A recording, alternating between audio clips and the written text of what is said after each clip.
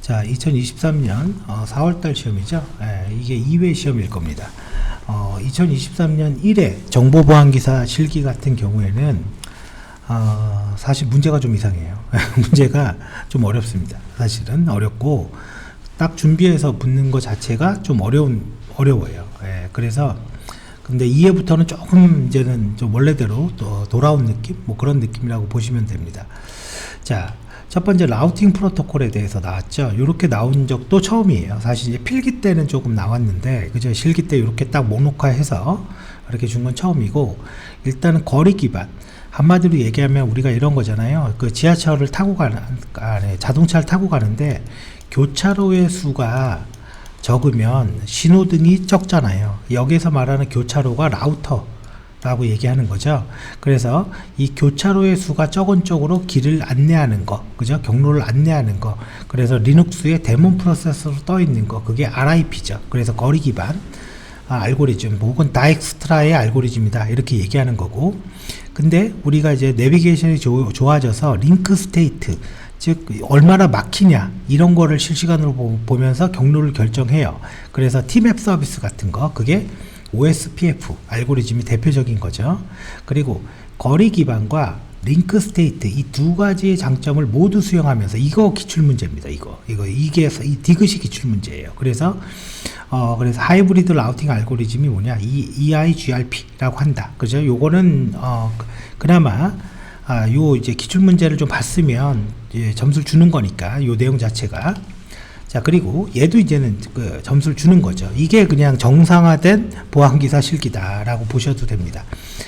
사용자가 로그인 시간, 호스트 정보를 가지고 있는 거, 근데 여기 써 있잖아요. 가장 최근이라는 거는 바꿔 얘기하면 마지막 로그인 시간이라고도 볼 수 있는 거죠. 그래서 라스트 로그인이고, 유저를 변경했다, 스위치 로그. 그래서 요거와 더불어서 우리 필기에 나왔는데 should 명령어, 요거 설정, 요것도 알아두세요.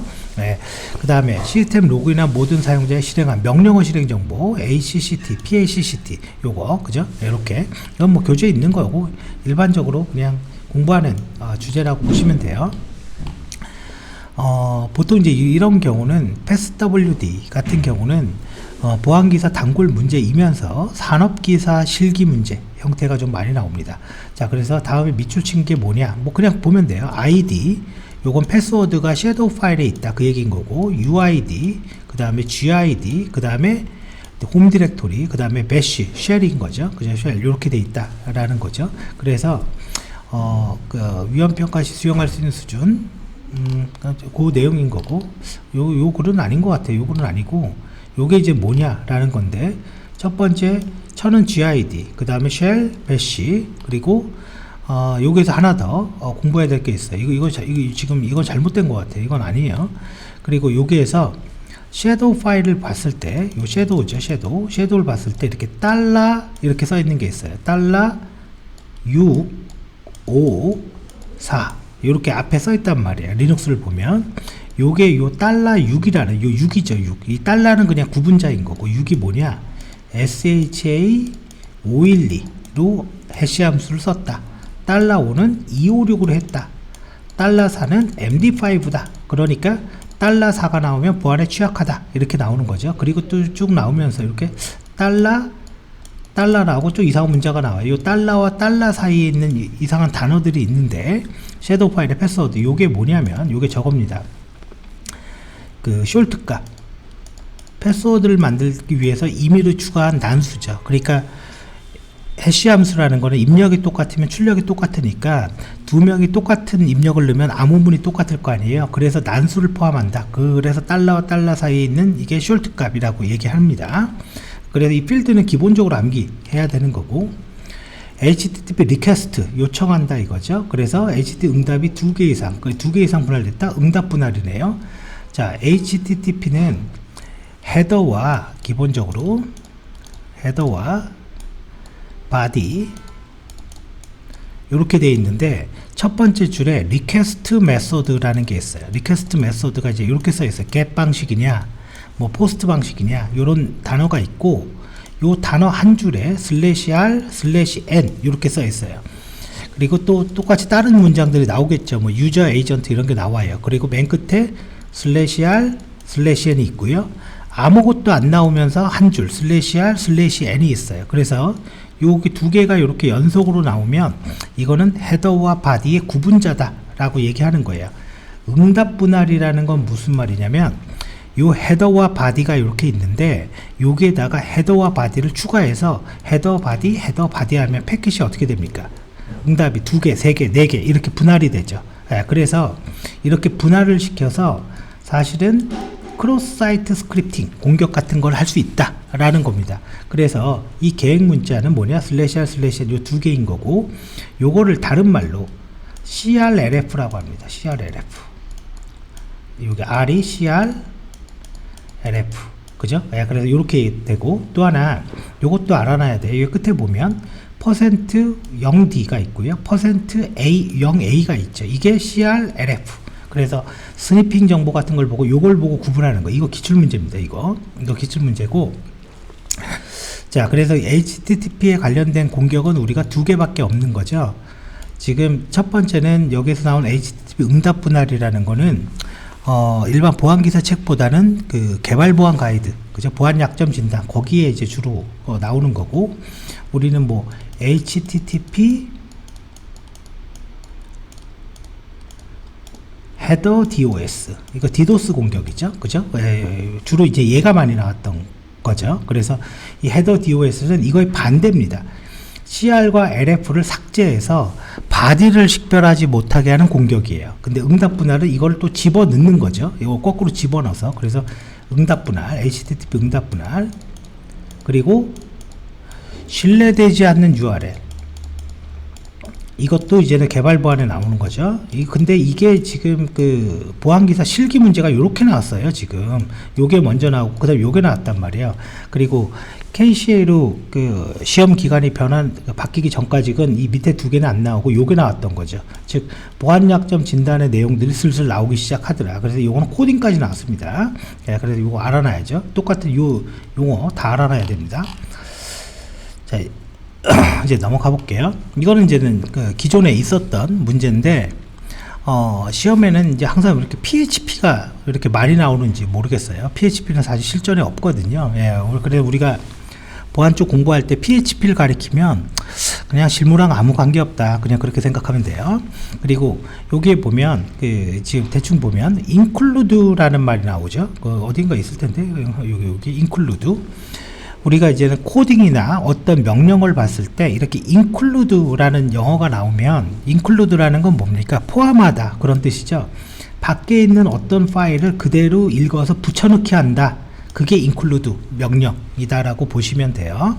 자, 그래서 자, 지금 소스 코드에서 어떤 함수가 존재하는데 얘를 어떻게 설정해야 되냐, 이거 이제 기존의 기출 문제입니다. allow URL open. 자, allow URL open이라는 게 있는데요. 얘를 on으로 설정하면요, HTTP include와 required를 사용할 수 있대요. 그러면 이걸 on으로 설정하면은 내가 include 명령을 써서 그 웹서버에 있는 파일을 읽을 수 있다, 그 얘기 하는 거예요, 얘가. 그래서 얘는 off로 설정을 해야 되겠죠. 그리고 이건 PHP다 보니까 이 PHP의 설정 파일이 뭐냐면 PHP INI, 여기에 설정하는 겁니다. 그래서 include나 off 이렇게 하면 되고, 그리고 제가 이제 요 나머지 두 개는 뭐냐면 이제 PHP 보안에서 기본적으로 있어야 될 거, 요거밖에 없거든요. 더 이상 없어요, PHP는. 그래서 요거는 여러분들이 한번 읽어보세요. 뭐 전역 변수다 뭐다 있으니까. 자, 그리고 스노트는 원래 실기 시험의 그 단골 문제죠. 그래서 스레스홀드 뭐예요? 임계치죠. 몇 번 이상, 그죠? 몇 번 이상 똑같은 요청을 하면 뭐 탐지를 해라, 뭐 이런 거라는 거예요. 근데 스노트에 3가지 옵션이 있다. 이것도 똑같은 기출이에요. 자, 그래서 이제 여기에 나와 있는 거는 뭐예요? 스레스홀드, 리미트, 보스. 그래서 첫 번째 기출 문제가 뭐였냐면 이게 필기 때 나왔습니다. 스레스홀드 옵션에서, 이거 정확히 소문자입니다. 요거 스레스홀드 옵션에서 로그를 가장 많이 기록하는 게 뭐냐? 그거는 스레스홀드예요. 그리고 여기 이제 스레스홀드 있죠? 여기에 셋 중에 하나 주는 겁니다. 자, 이게 무슨 말이냐면 내가 이제 여기에서 이렇게 하는 거예요. 세컨드, 예를 들어서 10초간에 10초 동안 3번 일어나면 스레스홀드 탐지해라 이렇게 써놨어요. 그리고 여기에다가 내가 스레스홀드라고 이렇게 써둔 겁니다. 그러면 10초 동안에 어떤 사건이 한 번 일어났습니다. 그리고 2번 일어났고 3번 일어났어요. 그러면 10초 동안에 3번, 요 간격이 10초겠죠. 3번 일어났으니까 로그에 기록을 합니다. 그런데 한 번 더 일어난 거예요. 10초가 안 지나갔는데. 그럼 4번 일어났잖아요. 그죠? 그럴 때 또 기록합니다. 뭐가? 스레스홀드라는 옵션은. 그죠? 그래서 그 10초 안에 개수만큼 다 기록하는 거. 그래서 로그를 가장 많이 쓰는 게 스레스홀드라는 거고, 요 리밋이라는 거는요, 10초 동안에 4번이 일어나건 5번이 일어나건 한 개의 로그만 쓰는 거예요. 리미트라는 건 그 안에 일어나는 거. 그리고 여기에 끝에 보면 보스라고 있죠. 얘는 뭐라고 적혀있냐? IP 기준이에요. 그래서 10초 동안에 100개의 패킷을 한 개 기록했대요. 그러면 10초 동안에 200개의 패킷도 한 개 기록했어. 왜? IP가 안 바뀌니까. 그래서 요거 알아두셔야 되는 거죠. 자, 이렇게 돼 있고요. 자, 그 다음 넘어가 보죠. 자, ARP 리퀘스트를 보내는, 이제 이건 뭐냐면 ARP 자체가 뭐라는 겁니까? IP를 줄 테니까 맥 주소 주세요, 뭐 이런 거잖아요. 그죠? 그러면 기본적으로 컴퓨터가 이렇게 있으면 ARP 브로드캐스트라는 걸 보내요. 자, 컴퓨터가 이렇게 세 대가 이렇게 연결되어 있는 거예요. 근데 이 B 컴퓨터와 C 컴퓨터는 이미 켜져 있는 거고, 얘가 A 컴퓨터가 처음으로 부팅이 됐습니다. 부팅이 되면 내 주변에 어떤 컴퓨터가 어떻게 있는지 모르니까 이 ARP 리퀘스트라는 브로드캐스트를 보냅니다. 이렇게 보내요. 그러면 B와 C는요, 각자의 ARP 테이블을 유지하고 있어요. ARP 테이블을. 그러면 여기에 IP, 맥 주소 이렇게 있겠죠. 이 목록을 가지고 있어서 얘한테 ARP 리스판스로 응답을 줍니다. 그러면 내가 이 테이블을 딱 유지할 수 있잖아요. 그러니까 다음에 통신할 땐 여기에서 조회해서 맥 주소 알아서 이렇게 통신하면 되겠죠. 그때 브로드캐스트가 뭐냐, 그죠? 그래서 요 FF 요겁니다. 그냥 기본 게이트웨이라고도 얘기하고. 자, 쭉 넘어갑니다. 53번 포트니까 이제 DNS인 거네요. 그 DNS는 기본적으로 프로토콜을 TCP와 UDP 둘 다 씁니다. 그거의 기준이 패킷의 크기가 512바이트보다 크냐 작냐. 그래서 크면 TCP를 쓰고 작으면 UDP, 일반적으로 UDP 쓰죠. 그리고 당연히 인증이 없으니까 리퀘스트, 리스판스로 오는 건데, 이때 뭐가 있냐면 시퀀스 번호라는 거를 갖고 있어요. 트랜잭션 아이디 뭐 이런 걸 갖고 있어요. 그걸 시퀀스 번호랑, 그래서 그걸 갖고 내가 보낸 거에 응답이 맞냐 틀리냐 인증을 하는 거고, 그리고 DNS의 부하를 줄이기 위해서 캐시 테이블이라는 메모리 공간을 유지하고 있죠. 그래서 캐시라는 거는 컴퓨터에서 캐시는 다 똑같은 말이에요. 자주 참조하는 집합이에요. 그래서 자주 참조하는 걸 빠르게 조회하기 위해서 쓰는 거고요. 그리고 해당 정보가 유지되는 기간을 DNS에서는 TTL이라고 합니다. 요거는 우리 라우터의 TTL과는 다른 거죠. 영어 철자까지는 다 똑같지만 의미가 다른 겁니다. 자, 이제 뒤로 한번 가보죠. 애플리케이션 소스 코드를 보지 않고 테스트하는 거를 우리는 블랙박스 테스트, 이거 한번 기출입니다. 소스 코드를 보면서 하는 건 화이트박스, 예전 기출이에요. 아주 예전 이거. 자, 그리고 돼 있고요. 쭉 넘어가 볼게요. 자, 요것도 끝내주는 문제인데, 요거 있잖아요. 요 10번. 그리고 제가 아까 뭐라고 그랬냐면 요거 있죠. 이거 소프트웨어 보안 약점 진단원 가이드에 있는 거거든요. 요거. 그리고 신뢰되지 않는 URL도 출제됐다고 그랬었죠. 실기에서. 이것도 가이드에 있는 거예요. 이것도 보안 약점 가이드에, 이게 뭐냐면 소프트웨어 보안 약점 가이드는 크게 두 가지로 구분이 되어 있어요. 첫 번째 뭐냐, 설계 단계 보안 대책과 구현 단계 보안 대책이 있는데, 이 설계 단계 보안 대책의 항목 중에 DBMS 조회 및 검증이라는 게 있어요. 앞에가 DBMS. 그럼 요거의 구현 단계 항목이 뭐냐면 SQL 삽입이에요. 이렇게 돼 있단 말이에요. 근데 이 설계 단계의 보안 약점에 대해서 어떻게 해야 되냐, 그게 보안 대책이거든요. 이 설계 단계 보안 대책을 묻고 있는 거예요. 그래서 이게 크게 세 개예요. 권한 최소화해라, 동적 SQL 쓰지 말고 정적 SQL 써라, 그리고 입력과 검증해라, 이거거든요. 얘가 그걸 묻고 있는 거예요. 자, 그래서 최소 권한으로 계정을 설정해야 된다. DB 할 때, 쿼리를 만들 때 동적 SQL 쓰지 마라. 동적 SQL이라는 게 뭐냐면 문자열 도하기로 SQL을 만드는 거. 이게 동적 SQL이에요. 그리고 입력값에 대해 검증해라. 그죠? 이게 설계 단계 보안 대책은 뭐냐면, 그 자바에서는 prepare statement, prepared statement라는 메소드, 뭐 메소드 그래도 되고 함수라고 그래도 됩니다. 이걸 써라. 그래서 지금 보안 약점 진단에 대해서 묻고 있는 거예요. 요즘 정보 처리 기사에서도 이게 나온다고 그러던데요. 보안 약점 진단이. 자, 뭐 좋은 거죠, 뭐 사실은.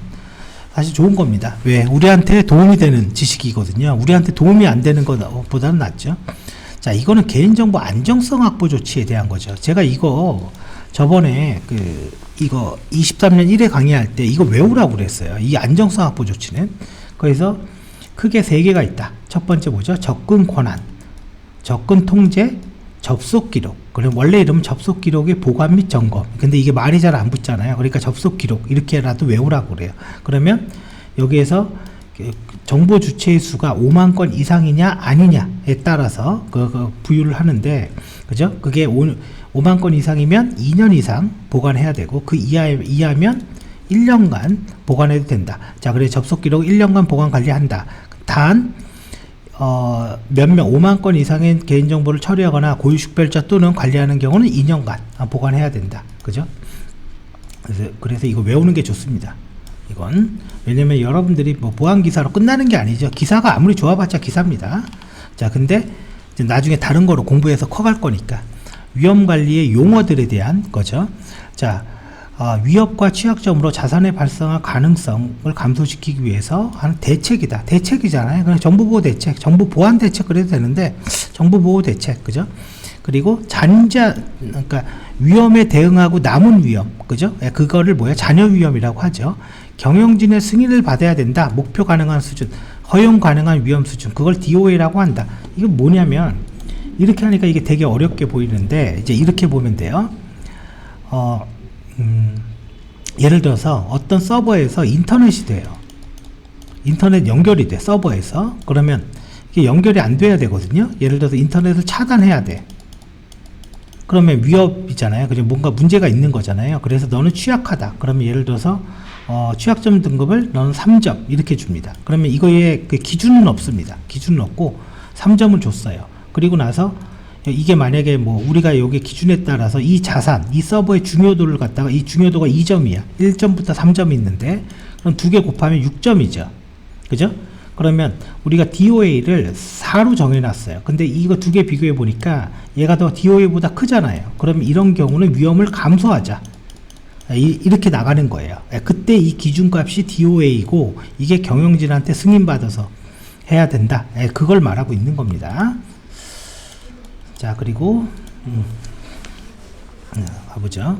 자, 이것도 용어죠. 이것도 다 기출문제. MDM은 원격이라는 말이 나와 있어야 돼. 내가 스마트폰 잃어버렸을 때 원격으로 관리할 수 있는 거. 그 다음에 모바일 가상화, 스마트폰에서 해설이라는 거. 그래서 마치 버추얼박스처럼 BOID, 그죠? BYOD죠? 라는 게 나오는데 이게 모바일 보안 솔루션 해서 업무하는 거. 컨테이너, 이거 가상화 프로그램 얘기하는 거예요. 그래서 하이퍼바이저 등의 가상화 전략이다. 그죠? 요 용어 설명하는 거. 요게에서 나오지 않은 게 MAM이 안 나왔거든요. 사실 이게 더 중요한데 이거는 화이트 리스트의 앱 관리, 그냥 프로그램 관리죠. 프로그램 관리. 자, 그리고 위험 평가, 아주 단골 문제, 아주 중요한 문제죠. 기준선법 위험 평가는 상세 위험 평가가 있고 정성적 평가, 우선순위만 나누는 거, 영향도를 수치하는 정량적 위험 평가가 있고, 이 안에 전문가 감정, 이거 우리 책 교재에 다 있어, 이 그림으로. 그 다음에 시나리오법, 시나리오법, 그죠? 그 다음에 뭐가 있을까요? 기준선법, 영어로 이거 베이스라인법이죠. 정량적은 과거 자료법, 그죠? 얘가 정량이에요. 그 다음에 연간 손실액, 확률에 의한 방법, 수학에 의한 방법, 이렇게 돼 있어요. 이렇게 돼 있는데 특정 업무는 전문가 감정을 하고 특정 업무는 이렇게 과거 자료 예측법 쓰자 이러면 이런 걸 가리켜서 혼합에 의한 방법이라고도 얘기하는 거죠. 이 표가 딱 그냥 우리 교재에 있습니다. 그런데 기준선법은 체크리스트를 만들어서 어떤 기업이건 동일하게 검사하는 거예요. 그러다 보니까 기업의 특성 같은 게 반영되지 않아요. 근데 빠르게 할 수 있는 장점이 있는 거고, 상세 위험 분석은 뭐예요? 정성적과 정량적 분석 자체를 말하는 거고, 그죠? 예. 요거 얘기하는 거고요. 지금 이제 넘어갑니다. 예, 땡큐죠. 이 두 개는 완전 땡큐죠. 그냥. 예, 그냥 이번에 붙으세요. 뭐 이거죠. 뭐. 자, 굉장히 중요한 문제죠. 쿠키는 엄청나게 중요합니다. 그런데 이 부분도 사실은 보안약점 진단에 있는 거예요. 보안약점 진단에, 굳이 안 열어볼게요. 아까 한 3개 정도 있었잖아요. 자, 쿠키 보안인데, 쿠키는 두 가지가 분류가 됩니다. 하나가 세션 쿠키. 세션 쿠키는 우리는 관심이 없습니다. 왜? 아무 문제가 없어. 그러니까 연결하고 브라우저 죽이면 그냥 없어지는 거예요. 근데 연속적인 쿠키가 있어요.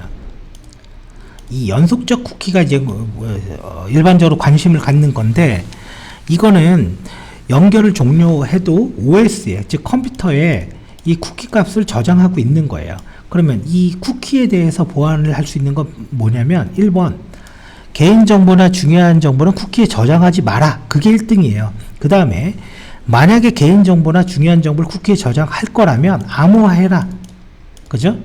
근데 이것도 안 돼. 그럴 때 시큐어 옵션을 써라. 이거는 SSL에서만 쿠키에 접근할 수 있어야 된다. HTTP only를 써라. 이거는 뭐예요? 자바스크립트가 실행되지 않게. 이건 자바스크립트라는 말이 나와요. 그 다음에 쿠키의 유효기간 설정해라. 그래서 set, 이건 자바 함수죠. max age. 이렇게 해서 60 곱하기 24. 그러면 이 얘기는 하루 동안 쓰겠다라는 거야. 이걸 365로 하면 너무 길게 쓰는 거죠. 이런 거 쓰지 말라라는 거죠. 그래서 쿠키 보안은 요거 플러스 set pass라는 옵션이 있습니다. pass.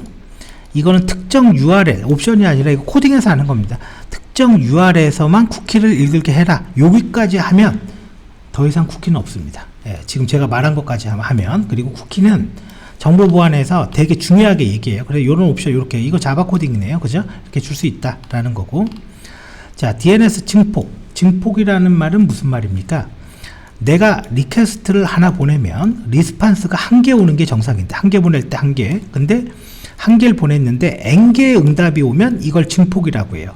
그런데 내가 1개를 보냈는데 N개의 응답이 나한테 오면 내 컴퓨터만 부하가 걸리잖아요. 그래서 발신자의 IP를 변조해서 피해자한테 응답이 가게, N개가. 그렇게 하는 게 뭐예요? 다 증폭 공격이에요. 그래서 NTP 증폭 공격하면 시간 동기화 서버에서 주는 N개의 응답, 그게 몬리스트라는 시간 동기화 서버에 등록되어 있는 서버의 목록을 주세요라는 명령어입니다. 그걸 줬을 때 그걸 엄한 놈한테 응답하게 해서 얘를 공격하는 거. 그러면 NTP 증폭. DNS도 마찬가지예요. 내가 요청을 할 때 레코드라는 걸 주는데 A라고 주면 IP 버전 4 주소를 주세요. A 4개 주면 IP 버전 6 주소를 주세요. 이건데 이것저것 말고 한꺼번에 다 줘. 그게 뭐예요? N이죠. 이거 보안기사 시험에 엄청 많이 나왔어요. N을 줘서 여러 개의 응답을 한꺼번에 받고 IP 주소를 어떻게 바꿔버린다 이거죠. 발신자의 IP를 피해자의 IP로 이렇게 IP를 바꾸는 거. 이걸 뭐라 그러죠? 반사 공격이라고 하죠. 반사. 이걸 반사라고 합니다. 자, 그래서 요거 알아놔야죠. 땡큐죠. 뭐 이해는 뭐 그냥 땡큐죠. 감사합니다. 그러고 합격하러 가는 거죠. 뭐 이거 못 붙는다, 이 문제 못 붙는다? 그만해야죠. 예, 솔직히 말해서 그만해야 됩니다. 자, 개인정보 기술적 관리적 보호 조치. 자, 이제 이 기술적 관리적 보호 조치는 정보통신망법에 의해서 만들어졌는데 이건 없어졌고요. 오직 하나만 남았죠. 개인정보 안정성 확보 조치. 그래서 제가 뭐라고 그랬냐면 일단 3개 외운다. 접근 권한 관리, 그 다음에 뭐죠? 접근 권한, 접근 통제, 접속 기록, 개인정보 암호화, 물리적 보안, 개인정보 파기, 그 다음에 내부 관리 계획, 그죠? 이렇게 있겠죠? 그래서 요 정도만 외워도 다 쓰면 되죠? 그래서 이거는, 접근 권한이라는 건 뭐예요? 퇴직 및 직무 변경 시에 지체 없이 즉시 권한을 변경해라. 그리고 권한을 차등 부여해라. 뭐 이런 거. 그 다음에 권한에 대해서는, 권한 변경에 대해서는 3년간 기록해놔라. 그리고 정기적으로 이 권한 변경을 검토해라. 아까 접속 기록 있었죠? 접속 기록 같은 경우는 5만 건 미만이면 접속 기록을 1년간 보관하고 5만 건 이상이면 2년간 보관해야 되고, 누구와 무엇을 대해서 보관해야 되냐? 개인정보 취급자가 개인정보 처리 시스템에 접속한 걸 보관한다. 뭐를 보관하냐? 접속지 정보, IP요. 접속 일시, 그죠? 일자와 시간. 그 다음에 계정, ID. 그 다음에 그리고 법률은 영어 안 써요. 그러니까 계정이라는 말 쓰는 거예요. IP도 안 쓰고 접속지라고 쓰는 거예요. 그 다음에 수행 업무, 입력이냐 수정이냐 삭제냐. 그 다음에 정보 주체 정보, 그죠? 예, 요거를 보관해라고 하고 이거를 매월 검토해라. 매월 1회 이상 검토해라. 그게 뭐야? 접속 기록이고. 접근 통제. 접근 통제라고 하는 건 개인정보 처리 시스템에 접근할 때 뭐야? 인가된 자만 접근할 수 있게 해라라는 거고, 그 인가된 자는 어떻게 접근하냐? 인가된 자는 안전한 접속 수단이 뭐 대표적인 예가 VPN 등 또는이에요. 오화의 오화. 안전한 인증이 뭡니까? 투팩터 인증, 그죠? 를 수행해서 해라라는 거죠. 개인정보 파기. 목적 달성 시에는 지체 없이 파기한다. 지체 없이의 기준이 며칠이에요? 5일인 거죠. 그죠? 5일. 개인정보 암호화. 법령에서 요구한 암호화 사항이 있는 거죠. 그 암호화가 뭐예요? 7개입니다. 고유식별자 4개와, 그죠? 신용카드 계좌번호, 생체 인식 정보를 안전한 암호화 알고리즘을 통해서 암호화하고, 생체 인식과 비밀번호, 즉 인증에 사용되는 정보는 단방향 암호화를 통해서 해라. 그걸 쓰라는 거예요. 100점인 거죠. 땡큐 하고 하는 거예요. 그죠? 지금 제가 얘기한 건 안정성 확보 조치의 내용이고요. 관리적 보호, 물리적 보호 조치도 똑같아요. 근데 이제 이건 없어졌으니까 제가 말한 거 위주로 학습을 하면 됩니다.